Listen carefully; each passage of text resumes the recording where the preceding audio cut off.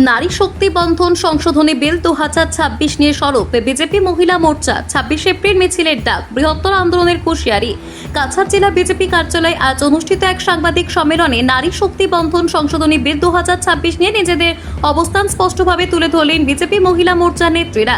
বৈঠকে উপস্থিত নেত্রীরা বিলটির বিভিন্ন দিক নিয়ে উদ্বেগ প্রকাশ করে জানান, প্রস্তাবিত এই সংশোধনী নারীর প্রকৃত ক্ষমতায়নের পথে অন্তরায় হয়ে দাঁড়াতে পারে। তাদের অভিযোগ, বিলটি নারীদের অধিকার সুরক্ষার পরিবর্তে তা খর্ব করার আশঙ্কা তৈরি করছে।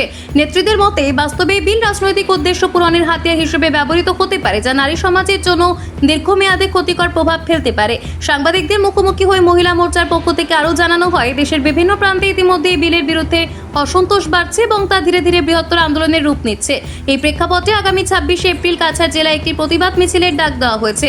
বৈঠক থেকে স্পষ্ট বার্তা দিয়ে বলা হয়, নারীর সম্মান এবং অধিকার নিয়ে কোনো আপোষ করা হবে না। পাশাপাশি হুঁশিয়ারি দিয়ে জানানো হয়, বিলটি প্রত্যাহার বা সংশোধনের দাবি না মানা হলে গণতান্ত্রিক পদ্ধতিতে দেশ জুড়ে তীব্র আন্দোলন গড়ে তোলা হবে। প্রেস কনফারেন্সের মারফত আমরা বলতে চাই যে ওমেন রিজার্ভেশন বিল এটাকে বিরোধিতা করে সমস্ত নারী জাতিকে অবমাননা করা হয়েছে, ইনসাল্ট করেছেন কংগ্রেস এবং কংগ্রেসের বিরোধী দল। আর যেটা বিজেপি এবং এনডিএ সরকার সবসময় চাইছেন মহিলাদেরকে উপরে ওঠানোর জন্য।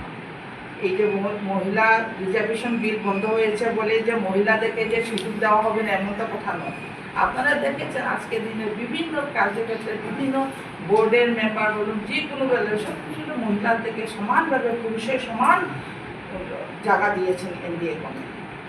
তো আমরা এই মহিলা মোর্চা যে আয়োজন করা হয়েছে আজকে এই প্রেস মিটে সমগ্র আমরা মহিলা জাতিকে আমরা এরপরে আমরা এই বিলের বিরোধিতা করছি এবং জানাচ্ছি যে এটা যদিও বিল পাস না হোক, কিন্তু আগামীতে নিশ্চয়ই এনডিএ সরকার চাইবেন যে মহিলাদেরকে যে একটা ভালো রাজনীতিতে ভালো একটা সুযোগ দেবেন।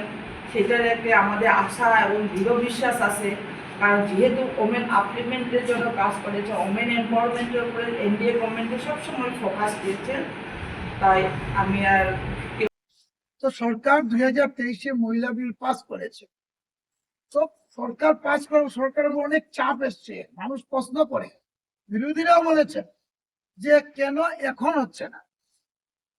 তো সরকার এই চিন্তা করে, আমাদের নরেন্দ্র মোদীজি চিন্তা করলেন যে এটাকে যত তাড়াতাড়ি করা যায়, তার জন্য ভারতবর্ষের মহিলাদের ভাগিদারি আগামী 29-এ যাতে লোকসভায় মহিলারা বিশাল সংখ্যা যাতে প্রতিনিধিত্ব করতে পারে, তার জন্য আমাদের প্রধানমন্ত্রী এই বিলটা এনেছেন। বিগত কংগ্রেস আমলে সেই দিকে কোনোদিন নজর দেওয়া হয়নি।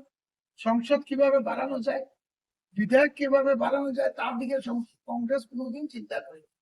ভারতীয় জনতা পার্টি চিন্তা করেছে যাতে ভারতবর্ষে 850 সাংসদ হতে পারে, আসাম অ্যাসেম্বলিতে যাতে 189 জন বিধায়ক হতে পারে।